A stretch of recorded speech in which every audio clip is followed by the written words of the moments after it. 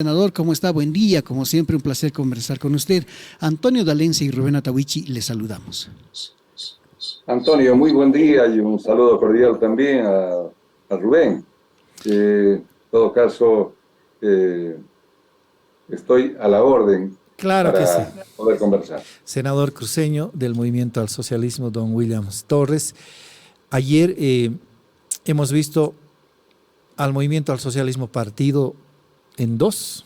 Incluso ahí Leonardo Loza ha dicho que hay una nueva bancada nacido en la sesión de ayer y algunos en broma, y él mismo lo contaba que ya llaman la bancada de Palmaflor. Senador, más allá de esta ironía, está partido el movimiento al socialismo, ha sido ayer tal vez el punto de inflexión de esta fuerza política, considerando de que no todos se pusieron de acuerdo para apoyar o rechazar la ley del censo. Rubén, creo que hay que reconocer cosas que están pasando. El día de ayer, te lo decía, ha sido el punto de inflexión entre lo que fue antes y lo que será ahora o después. Ciertamente hemos quedado muchos sorprendidos. Bueno, yo particularmente lo tomé con mucha sorpresa porque al interior del movimiento al socialismo es natural, se trata de un instrumento absolutamente único en la historia de nuestro Estado, tanto en su etapa republicana como ahora en su etapa de Estado plurinacional.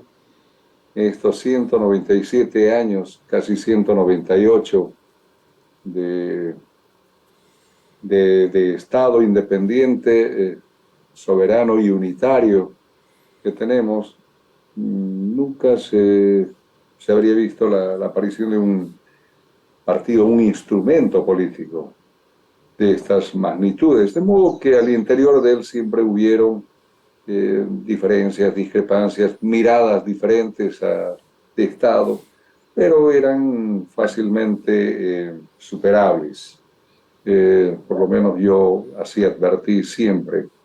Pero bueno, el día de ayer creo que se han puesto casi ya patentes algunas situaciones que no deseamos, ciertamente los masistas, deseamos que este instrumento vigoroso, fuerte, con el que cuentan las grandes mayorías bolivianas, los sectores más deprimidos de nuestra economía, los sectores sociales nunca visibilizados, el sector indígena.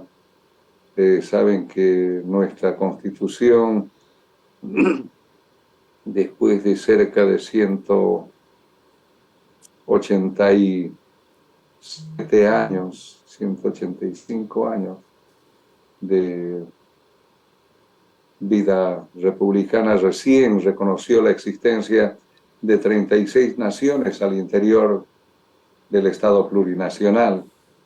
Bueno, en fin, han habido grandes logros, creo que estos logros son históricos, pero bueno, ahora el día de ayer hemos advertido que ciertamente hay ya miradas mucho más profundas, diferentes unas con las otras. Y esto creo que hay que encarar y hay que buscar superarlos.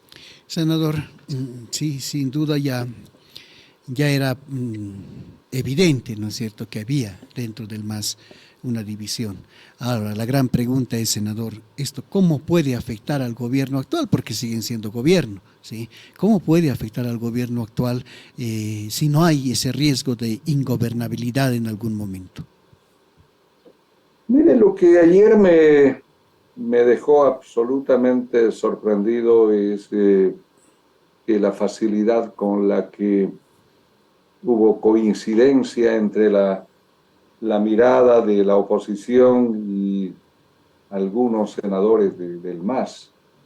Esas coincidencias que eh, no son muy fácilmente digeribles, porque está claro que a la oposición y a nosotros nos dividen ríos de sangre, y es difícil construir puentes sobre esos ríos de sangre cuando todavía aún quedan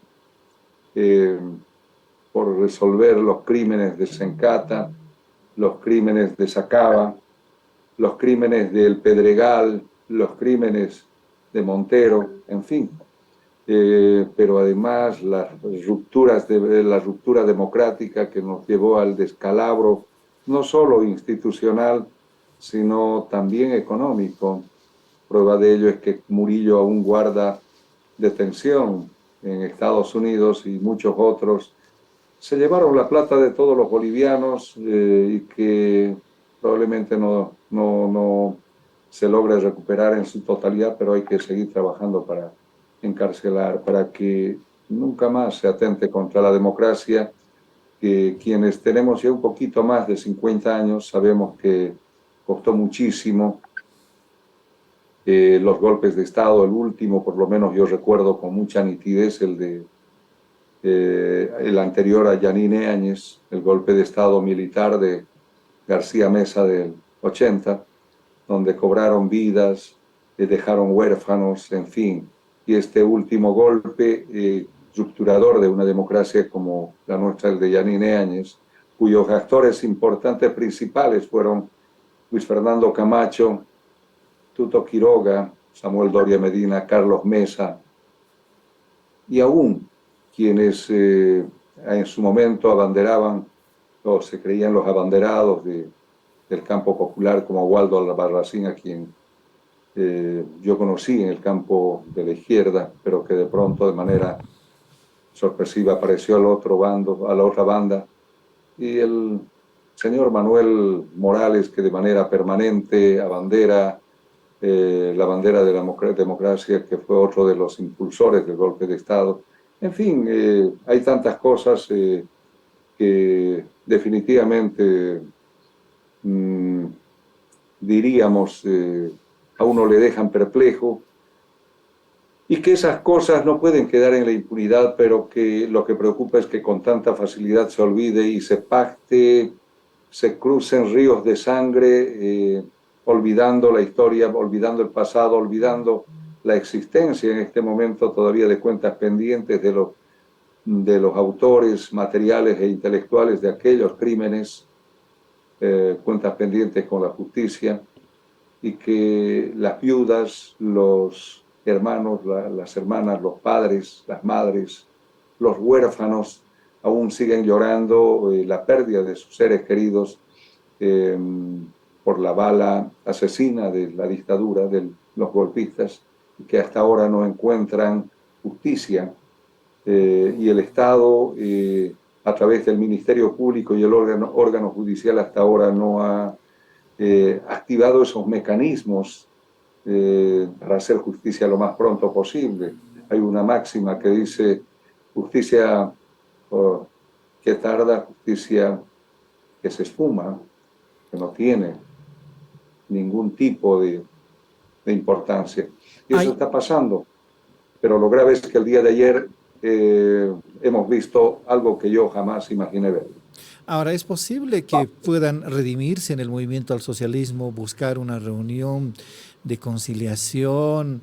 ¿Hay posibilidad de que Evo Morales se abra y llame incluso a un empleado? No sé cuál será el mecanismo orgánico para curar las heridas, para hacer las paces, porque es cierto lo que dice Antonio, es que en algún momento estas divergencias internas en el movimiento al socialismo, siendo partido del gobierno, puede generar ingobernabilidad al presidente Luis Arce. Sin duda, Rubén, sin duda, estos temas podrían generar un grave estado de ingobernabilidad. Para eso creo que no necesitamos ni siquiera ser grandes opinadores políticos. Creo que todo el mundo se da cuenta de aquello. Lo ocurrido el día de ayer definitivamente deja ver de que se está perdiendo el norte por el que discurría, por el que transitaba el proceso de cambio.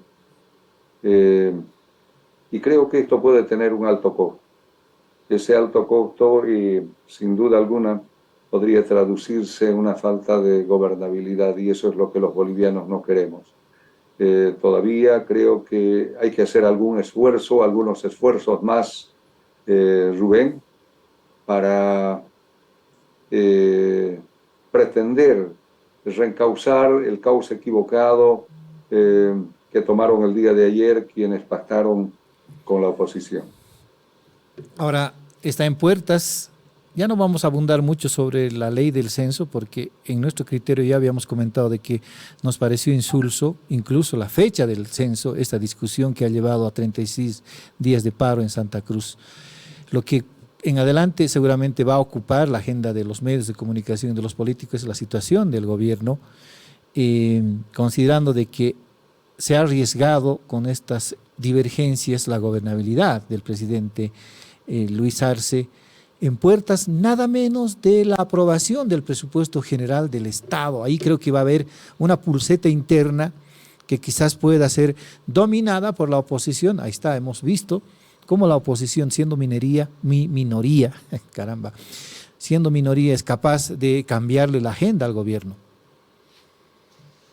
Cierto, creo que la semana que viene será una semana especial. El próximo día miércoles va a ser convocada sesión del Pleno de la Cámara de Senadores para tratar precisamente el presupuesto general del Estado.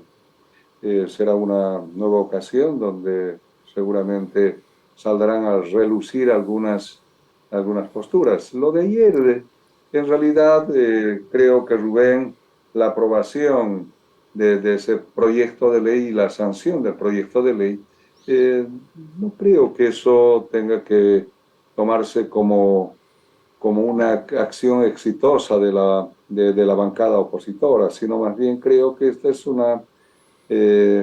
diríamos, una concesión gratuita de parte de quienes apoyaron esa propuesta frente a la pretensión de Luis Fernando Camacho y Rómulo Calvo, que, como se sabe, fueron los grandes derrotados en esta pulseta entre ellos y el Estado o el gobierno, en la exigencia de que el censo debería llevarse adelante en 2023, aludiendo para ello a resoluciones del Cabildo del 30 de septiembre.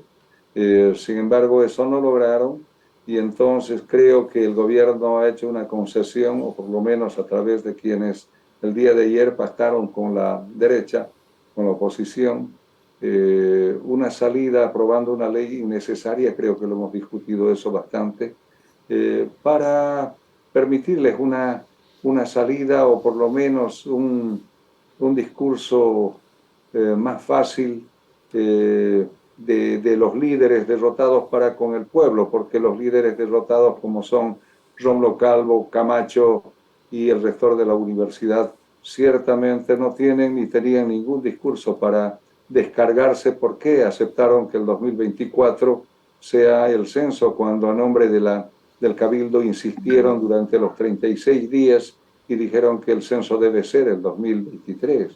En todo caso, creo que el gobierno le ha hecho un favor, por lo menos quienes apoyaron esta propuesta de ley del día de ayer, para permitirles una derrota, diríamos, como algunos decían, decorosa.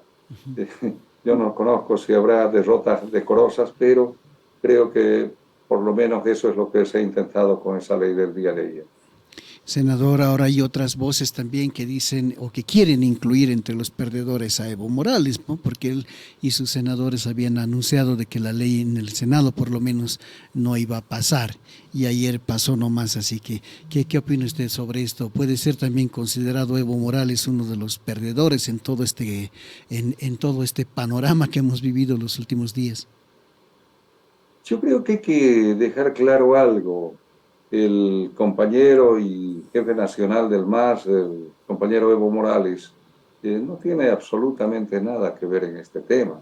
él no ha sido el proyectista, él no está en ejercicio de la primera magistratura, él es el jefe del MAS, el presidente del MAS. En todo caso, las sugerencias, las opiniones que él ha vertido lo hace en esa calidad, de modo tal que acá creo que debe quedar claro que quienes han definido esto no es precisamente el compañero Evo Morales, él creo que está al margen de todo este tema y emite opiniones como cualquier ciudadano boliviano, claro, con la particularidad de que él es el presidente del MAS, pero él no podría, o por lo menos desde mi perspectiva, no tendría por qué haber ganado ni perdido, porque reitero, él no es quien propuso la ley, él no es el que gestó la ley, él no es el que respaldó la ley o no respaldó la ley. Por ello creo que eso debe quedar claro, que el presidente del MAS, el compañero Evo Morales, está al margen de toda esta dinámica que concluyó con la aprobación del proyecto, con la sanción del proyecto de ley denominado del censo. Senador, ayer, ¿cómo se han visto? A ver si nos cuenta con sinceridad entre correligionarios del movimiento al socialismo las caras. Había malas caras. Usted dice que estaba sorprendido. Ayer el senador Leonardo Loza decía, estoy confundido y estoy sorprendido por cómo mis compañeros están votando esta ley. ¿No hubo un momento en señalarse entre ustedes? ¿Por qué estás tomando esta determinación? Creo que nos va a llevar por mal camino. Hay que buscar la posibilidad de una reunión, un encuentro, un ampliado. Hay que decirle al presidente del partido que llame a una reunión, o hay que decirle al presidente Luis Arce que calmemos las aguas. ¿Ha habido algún mea culpa o alguna consideración particular para que en adelante tal vez se pudiera resolver el problema en el seno de su partido?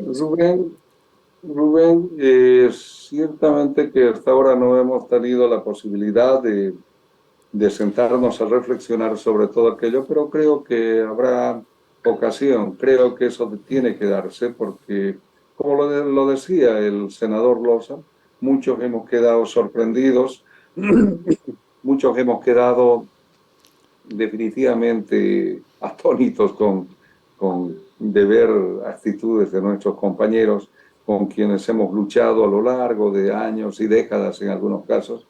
Bueno, pero creo que después de la tormenta viene la calma y eso creo que tiene que ocurrir. Tendremos que sentarnos, reflexionar y hacer los esfuerzos necesarios para superar este mal momento.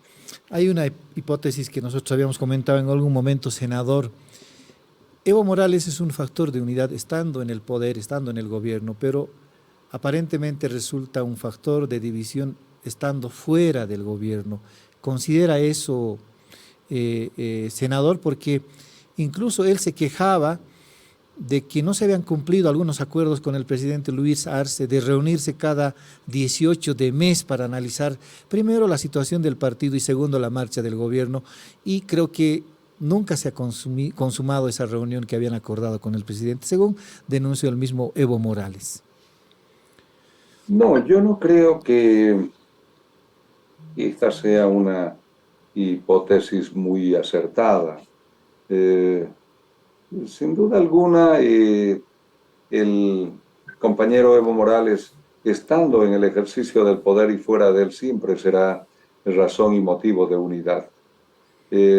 No solamente entre los militantes del movimiento al socialismo, sino también entre los simpatizantes, pero no solo de Bolivia, sino aún de América, de Latinoamérica y el mundo. Usted sabe, Rubén, que la presencia, la figura de Evo Morales es una figura excepcional, es una figura en el ámbito político que ha permitido mirar al mundo de una manera diferente, a diferencia de mucho antes, cuando él no era todavía presidente. De modo que el liderazgo de Evo Morales es un liderazgo nítido, un liderazgo de unidad. No es válido que, a pesar de que el liderazgo de él es para dividir, no. La presencia de él estando como gobernante o fuera de él siempre ha sido factor y será factor de unidad, porque la talla, el tamaño, el talante que tiene el compañero Evo Morales es algo indiscutible y que creo que por lo menos en Bolivia todavía aún no hay un líder capaz de sustituir la figura de Evo Morales. Por ello yo considero de que va a pasar estas horas, estos días, y luego nos sentaremos a reflexionar. Entonces esto volverá a su cauce y seguiremos para adelante construyendo mejores días para todo Bolivia, para todos los bolivianos, y reposicionando al Estado plurinacional de Bolivia en el contexto internacional de manera clara. Senador, hay otras, aquí mismo hemos informado y hemos hablado también con otros entrevistados de que apuntan más o menos todo este conflicto en el MAS a que algunos sectores quieren que Evo Morales vuelva a ser candidato y que Evo Morales vuelva a ser presidente. ¿Es así? ¿Esto puede ser también motivo de las fricciones que hay en este momento dentro de su partido? Sin duda que hay figuras que se consideran presidenciables y estas figuras están en su legítimo derecho de aspirar, porque es natural aspirar a lo que uno considera que puede lograr. Sin embargo, creo que en este momento todavía aún no se ha estado barajando nombres, no se ha estado considerando quiénes serían los eventuales candidatos, aunque claro, ya han estado lanzando, han habido algunos sectores que han estado lanzando, pero creo que es demasiado prematuro todavía. Creo que ya el año siguiente, el año 2023 y el 24 es posible que ya todos estos temas vayan aclarándose y ya conozcamos a quienes se perfilan como probables candidatos presidenciales. Senador, ahora la pregunta que muchos seguros se deben estar haciendo, por ejemplo en el caso suyo, ¿va a seguir apoyando al gobierno? ¿Sigue considerando a Luis Arce su presidente? ¿Sigue considerando a este gobierno su gobierno? Yo complemento a esta pregunta. Ayer precisamente, llamativamente decía Leonardo Loza, nació una bancada de apoyo al presidente Luis Arce. ¿Acaso el MAS no estaba apoyando antes al presidente Luis Arce? Complemento esto para la pregunta de Antonio, senador. Rubén, Antonio, nosotros somos parlamentarios del MAS y en consecuencia Arce Catacora es el presidente de Bolivia, pero llevado por el MAS. De modo que seguiremos trabajando para apoyar la gestión presidencial de Luis Arce Catacora. Nosotros no hemos asumido ninguna otra postura y creo que no habrá. Tenemos que trabajar para que esta gestión de Arce Catacora concluya con los éxitos que esperamos concluya, porque hemos sido nosotros quienes le llevamos ahí al gobierno, a la primera magistratura del Estado. Muy bien, senador, le agradecemos siempre la deferencia. A ver, vamos a esperar qué ocurre la siguiente semana. Creo que va a ser clave el acuerdo interno en el movimiento del socialismo para aprobar y sancionar la ley del presupuesto general del Estado 2023. Un abrazo, senador. Rubén, Antonio, como siempre, agradecido por la invitación. Que tengan muy buenos días. Hasta pronto.